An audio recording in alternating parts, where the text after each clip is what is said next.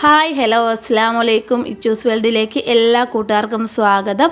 അപ്പോൾ ഞാൻ ഇന്ന് വെറൈറ്റി ഒരു അച്ചാറുമായിട്ടാണ് വന്നേക്കുന്നത്. വേറൊന്നുമില്ല, നമ്മളെ പച്ചമുളക് കൊണ്ട് എങ്ങനെ നമുക്കൊരു അച്ചാർ ഇടാമെന്ന് നോക്കാം. അതിനായിട്ട് നല്ല എരിയുള്ള നല്ല പച്ചമുളകാണ് എടുത്തേക്കുന്നത്. അതിലേക്ക് ഞാൻ 2 തണ്ട് കറിവേപ്പില എടുത്തിട്ടുണ്ട്. അതിൽ നമ്മുടെ വാളം പുളിയില്ലേ, അതൊന്ന് വെള്ളത്തിലിട്ട് ഒന്ന് കുതിർത്ത് വെച്ചിട്ടുണ്ട്. അതിലേക്ക് നമുക്ക് 2 പീസ് ചെറിയ 2 പീസ് ശർക്കരയുടെ എടുക്കാവേ. ഇതിലേക്ക് ആവശ്യമായ ഞാൻ വെളിച്ചെണ്ണയല്ല നല്ലെണ്ണയാണ് എടുക്കുന്നത്. നല്ലെണ്ണയും അതിൻ്റെ ബാക്കിയുള്ള ഇൻഗ്രീഡിയൻസ് എന്തൊക്കെയാണ് നമുക്ക് അച്ചാറിടുമ്പോഴേക്കും കാണാവേ.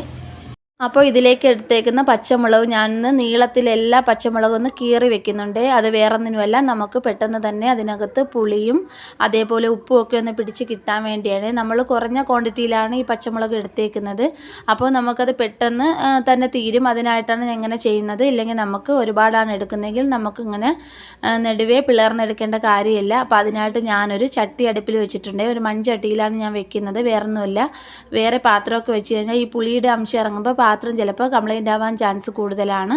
അപ്പോൾ അതിലേക്ക് ഞാൻ ചൂടായ ചട്ടിയിലേക്ക് ഞാൻ കുറച്ച് നല്ലെണ്ണ ഒഴിക്കുന്നുണ്ട്. ഇതിലേക്ക് നമുക്ക് ആവശ്യമായ കടുക് കൂടി ഒന്ന് ഇട്ട് കൊടുക്കാവേ. അപ്പോൾ നമ്മളെ ദൈനംദിന ജീവിതത്തിൽ നമുക്ക് ഒഴിച്ചുകൂടാൻ പറ്റാത്ത ഒരു ഐറ്റമാണ് പച്ചമുളക്. അപ്പോൾ എന്തായാലും നമ്മൾ മീൻ കറിയൊക്കെ വെക്കുമ്പോൾ എന്നും നമ്മളെ വീട്ടിൽ പച്ചമുളക് കാണും. നമ്മൾ മാങ്ങയും നെല്ലിക്കയും നാരങ്ങയും കൊണ്ട് മാത്രമല്ല, നമുക്ക് എളുപ്പത്തിൽ നമുക്ക് ഈ പച്ചമുളക് വെച്ച് തന്നെ ഒരു അച്ചാറിടാം. നമുക്ക് അത് പെട്ടെന്ന് തന്നെ ഇട്ട് പെട്ടെന്ന് തന്നെ കഴിക്കാനും പറ്റും. അല്ലാതെ വെച്ചിരുന്ന് കഴിക്കേണ്ട ആവശ്യമൊന്നുമില്ല. അപ്പോൾ ഇത് നന്നായിട്ട് ഞാൻ എണ്ണയിൽ പച്ചമുളക് ഇട്ടിട്ടുണ്ട്. നന്നായിട്ടൊന്ന് ഇളക്കിയതിന് ശേഷം നമുക്കിതിൽ ആവശ്യമായ കറിവേപ്പില കൂടി ഇട്ട് കൊടുക്കാവേ. കറിവേപ്പില കൂടി ഇട്ട് കൊടുത്തിട്ട് നമുക്ക് നന്നായിട്ട് ഇളക്കിയെടുക്കാം.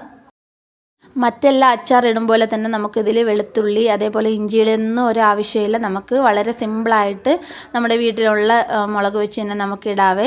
ഇതിപ്പോൾ എനിക്ക് ഈ നീളമുള്ള മുളകാണ് കിട്ടിയേക്കുന്നത്. ഇതിൻ്റെ ഒരു ചെറിയ ടൈപ്പിനുള്ള മുളകില്ലേ, അത് വേണമെങ്കിൽ നമുക്ക് ഉപയോഗിക്കാം. അതിലാണ് കൂടുതൽ സാധാരണയായിട്ട് ഞാൻ അച്ചാറിടുന്നത്. ഇപ്പോൾ എനിക്ക് ഈ മുളകേ കിട്ടിയിട്ടുള്ളൂ. അപ്പോൾ ഇതിലേക്ക് കുറച്ച് മഞ്ഞൾപ്പൊടി ആഡ് ചെയ്ത് കൊടുക്കുക. ആഡ് ചെയ്തതിന് ശേഷം നന്നായി ഇളക്കി കൊടുക്കാവേ. ഇളക്കി കൊടുത്തതിന് ശേഷം നമുക്ക് ആവശ്യമായി ഞാൻ നേരത്തെ പിഴിഞ്ഞു വെച്ച ആ പുളിയില്ലേ, ആ പുളിയിലെ വെള്ളം നമുക്കിതിലൊന്ന് ഒഴിച്ച് കൊടുക്കാവേ.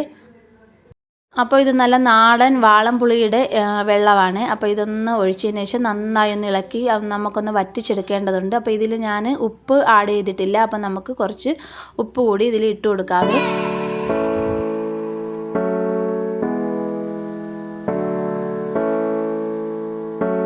അപ്പോൾ ഇതിലേക്ക് ആവശ്യമായ ഉപ്പ് ഞാൻ ഇട്ട് നന്നായി ഒന്ന് കുറുക്കിയെടുക്കാവേ. കുറുക്കിയെടുത്തതിന് ശേഷം നമുക്കിതിൽ ആവശ്യമായ കായപ്പൊടിയില്ലേ, കായപ്പൊടിയുടെ ഒന്ന് ഇട്ട് കൊടുക്കാവേ.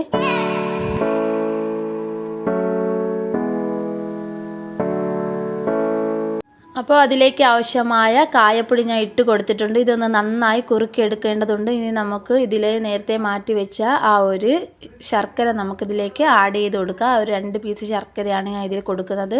അപ്പോൾ നമുക്കിതിൻ്റെ എരിയും അതേപോലെ പുളിയും എല്ലാം ഒന്ന് ബാലൻസ് ചെയ്ത് നിൽക്കും. അതിന് വേണ്ടിയാണ് ഞാൻ ഒരു ശർക്കര ഇട്ട് കൊടുക്കുന്നത്. ഇത് ഒട്ടും എരിയില്ലാത്ത ഒരു അച്ചാറാണ്. അപ്പോൾ നമുക്ക് കുട്ടികൾക്കൊക്കെ നമുക്ക് കഴിക്കാൻ പറ്റും. അപ്പോൾ അച്ചാർ ഇവിടെ റെഡി ആയിട്ടുണ്ട്. അതേപോലെ എൻ്റെ ചാനൽ ഇതുവരെ കണ്ടിട്ടില്ലാത്ത ആരെങ്കിലും ഉണ്ടെങ്കിൽ ഒന്ന് സബ്സ്ക്രൈബ് ചെയ്ത് സപ്പോർട്ട് ചെയ്യാൻ മറക്കരുത് കേട്ടോ. അതേപോലെ കമൻറ്റ് ഇടാനും മറക്കരുതേ.